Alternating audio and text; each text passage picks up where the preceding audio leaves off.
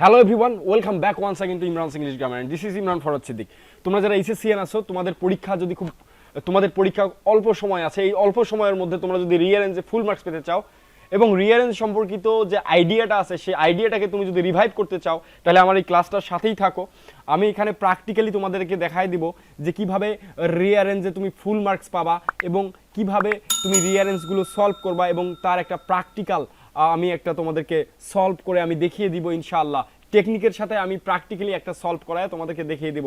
So তোমরা এই ক্লাসটা যদি পুরোটাই দেখো, শেষে আমার এই শর্টকাট রিঅ্যারেঞ্জের সাজেশনটা পাওয়ার ডেসক্রিপশন আমি লিঙ্কটা বলে দিব যে তোমাদের এই সাজেশনের আমার হোয়াটসঅ্যাপ গ্রুপে একটা লিঙ্ক দেওয়া থাকবে এবং এই লিঙ্কটার ব্যাপারে আমি বলে দিব। সো পুরো ক্লাসটাই তোমাদেরকে দেখো, দেখলে তুমি এই ক্লাসটা করলে ইনশাআল্লাহ রিঅ্যারেঞ্জে তুমি অনেক ভালো করবে বলে আমি স্ট্রংলি বিলিভ করি। কারণ তোমরা জানো রিঅ্যারেঞ্জে ফুল মার্কস পেতে হলে অবশ্যই তোমাকে আইডিয়াটা ভালো করে জানতে হবে। So let's get started. আমরা এখন সরাসরি দেখে নেই। আচ্ছা দেখো, তোমরা রিঅ্যারেঞ্জমেন্টে টেক্সট বইয়ের বাইরে অর্থাৎ আনসিন প্যাসেজে অধিকাংশ সময় এসেছে। এই আনসিন প্যাসেজ তিন ধরনের হতে পারে। আনসিন প্যাসেজটা কয় ধরনের হতে পারে? তিন ধরনের হতে পারে এবং পরীক্ষার খাতায় যথাযথভাবে উত্তর দেওয়ার সমস্ত কলাকৌশল সংক্ষেপে নিচে দেওয়া হলো। আচ্ছা চলো লেটস গেট স্টার্টেড। এই দেখো, রিঅ্যারেঞ্জটা মূলত তিন ধরনের থাকবে। একটা হচ্ছে মানব জীবনী, একটা হচ্ছে শিক্ষামূলক গল্প, আর একটা হচ্ছে দর্শনীয় গল্প। আমি আবার বলছি, মানব জীবনী মূলক অর্থাৎ কোনো মানুষের জীবন থেকে নেওয়া কোনো গল্প সেখানে থাকতে পারে, অথবা শিক্ষামূলক যে কোনো একটা ঘটনা দেওয়া থাকবে যে ঘটনাটা আসলে আমাদের জন্য অনেক এডুকেটিভ, এবং আরেকটা হচ্ছে দর্শনীয় গল্প বা দর্শনীয় স্থান সম্পর্কিত। ওকে, সো লেটস গেট স্টার্টেড। আচ্ছা, সকল ক্ষেত্রে আমরা প্রথম লাইন কিভাবে শনাক্ত করব?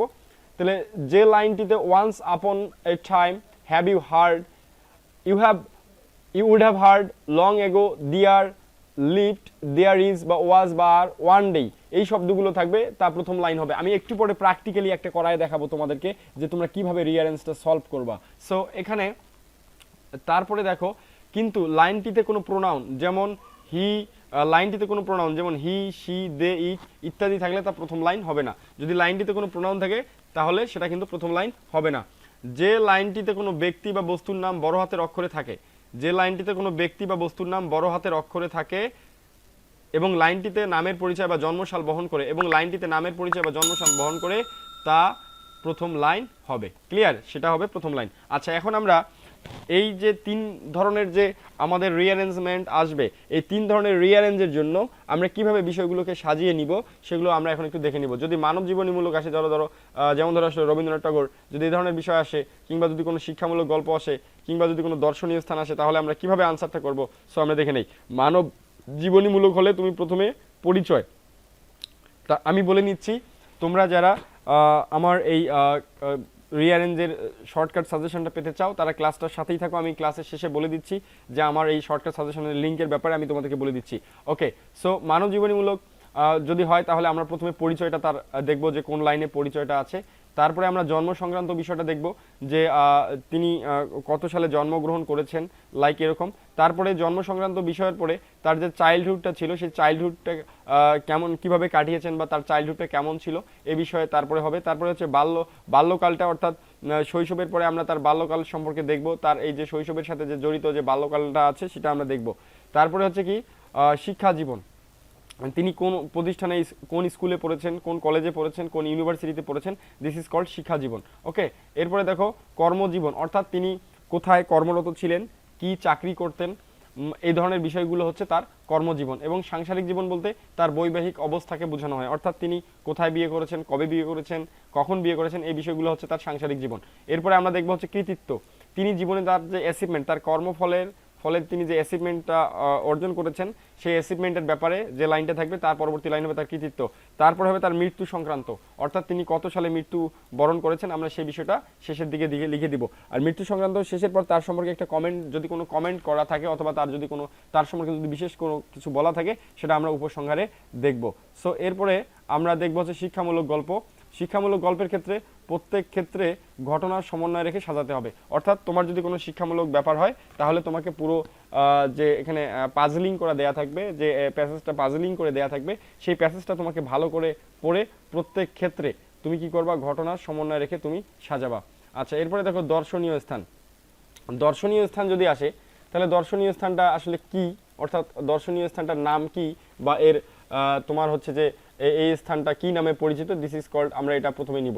তারপরে এই দর্শনীয় স্থানটা কোথায় অবস্থিত, আমরা এটা দেখব যে এই লাইনটা কোথায় আছে। তারপরে এই দর্শনীয় স্থানটা কখন নির্মিত এবং এই নির্মাতার নাম কি। ক্লিয়ার? তাহলে আমরা প্রথমে দেখব কি দর্শনীয় স্থানটা নাম কি, দর্শনীয় স্থানটা কোথায় অবস্থিত, দর্শনীয় স্থানটা কখন নির্মিত এবং নির্মাতার নাম কি। আচ্ছা, দর্শনীয় স্থানটা কি উদ্দেশ্যে নির্মিত সেটাও আমরা এর পরবর্তীতে আমরা লিখব, অর্থাৎ তার সিকোয়েন্স অনুযায়ী নিব। দর্শনীয় স্থানটা বিখ্যাত, কেন বিখ্যাত এই বিষয়টা আমরা নিব। তারপরে এই দর্শনীয় স্থানের উল্লেখযোগ্য দিকসমূহ থাকলে আমরা ওয়ান বাই ওয়ান সেই উল্লেখযোগ্য দিকগুলো আমরা তুলে ধরবো। তারপরে আমরা কি উপসংহার বা শেষ কথা, অর্থাৎ ওই দর্শনীয় স্থান সম্পর্কে যে উপসংহার বা শেষ কথা থাকবে সে বিষয়টা আমরা এখানে লিখব। সঠিক অ্যান্সার। তাহলে অ্যান্সার সঠিকভাবে সকল ক্ষেত্রে কি করব, আমরা সকল ক্ষেত্রে সালের সমন্বয় রেখে সাজাতে হবে। কি করতে হবে, সকল ক্ষেত্রে সালের সমন্বয় রেখে, অর্থাৎ যদি ধরো প্রথমে তোমার হচ্ছে যে 1905 অর্থাৎ 1905, তারপরে ধরো তোমার 1970, তারপরে হবে 72, তারপরে 75, তারপরে 80, তারপরে 85, তারপরে তোমার হচ্ছে 90, তারপরে 95, এরকমভাবে তোমার এই সালের সমন্বয় রেখে সাজাতে হবে। অর্থাৎ আগের সালগুলো তারপরে পরের সালগুলো হবে।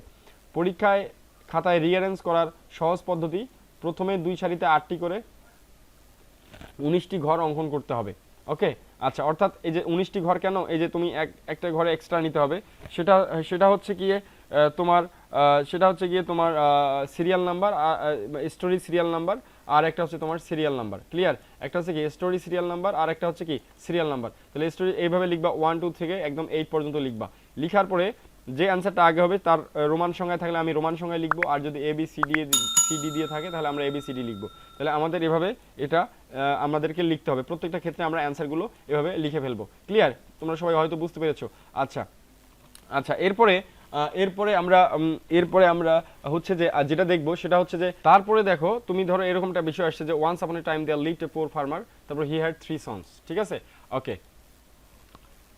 তাহলে আমরা এই ধরনের বিষয়গুলোকে আমরা বাক্যের শুরুতে আমরা নিয়ে নিব। ওকে, আচ্ছা, এরপরে দেখো পরীক্ষায় একটি গতানুগতিক গল্প কিংবা অনুচ্ছেদের 8টি বাক্য এলোমেলোভাবে দেওয়া থাকবে। বাক্যগুলোতে ব্যবহৃত লিঙ্কিং ওয়ার্ড বা সেন্টেন্স কানেক্টর অনুযায়ী সহজে এই প্রসঙ্গটি নির্ণয় করা সম্ভব। পরীক্ষায় যথাসম্ভব বিকল্প উত্তর হতে পারে এমন প্যাসেজ বা স্টোরি রিঅ্যারেঞ্জিং হিসেবে দেওয়া হবে না। ওকে, উত্তরপত্রে ঘটনার বিষয়বস্তু ক্রম অনুযায়ী শুধু সিরিয়াল সমূহ লিখতে হবে, পুরো বিষয়টি লিখতে হবে না। উত্তরপত্রে যে কয়টি সিরিয়াল ভুল হবে শুধু সে কয়টির জন্য নম্বর কর্তন করা হবে, অর্থাৎ তোমার যে কয়টা ভুল হবে শুধু সে কয়টার জন্য নম্বর কর্তন করা হবে। তাহলে আমরা সরাসরি চলো আমরা এখানে একটা তোমাদের হচ্ছে রবীন্দ্রনাথ ঠাকুরের একটা কোশ্চেন সলভ করিয়ে দিই।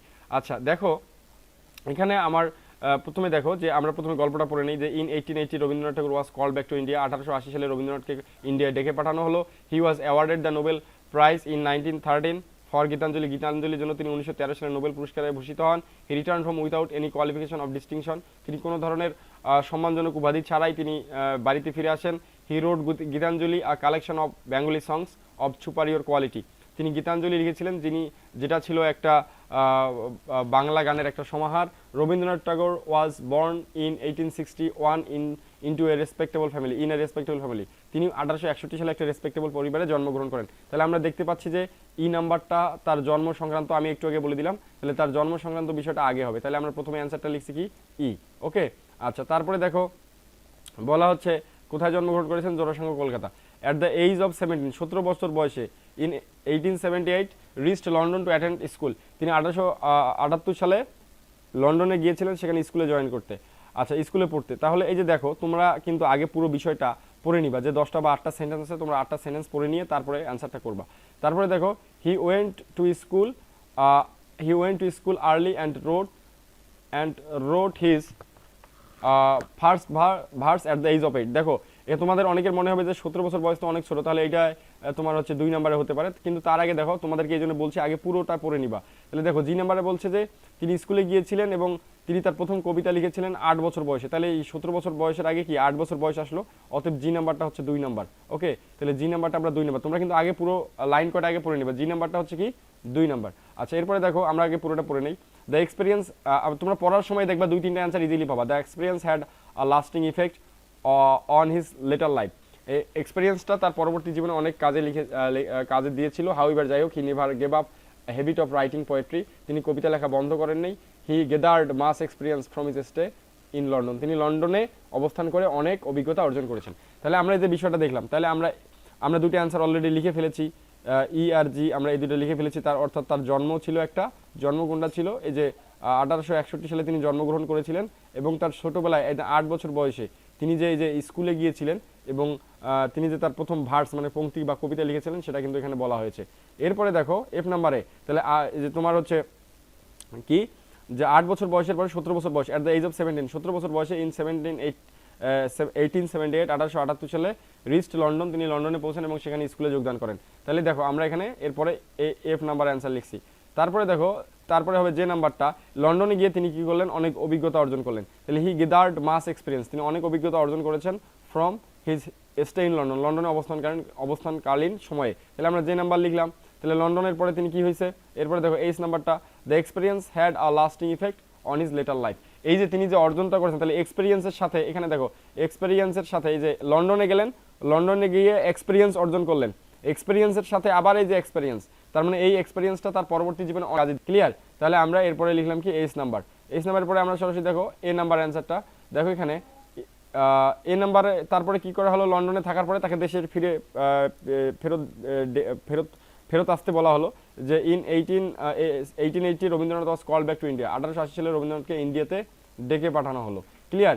তাহলে আমরা এরপরে এ নাম্বারটা দিলাম। তারপরে ডেকে পাঠানোর পরে কি হলো, তারপরে দেখো সি নাম্বারটা দেখো যে ডেকে পাঠানোর পরে তিনি বাড়িতে ফিরে আসলেন কিন্তু কোনো ধরনের সম্মানজনক উপাধি ছাড়াই।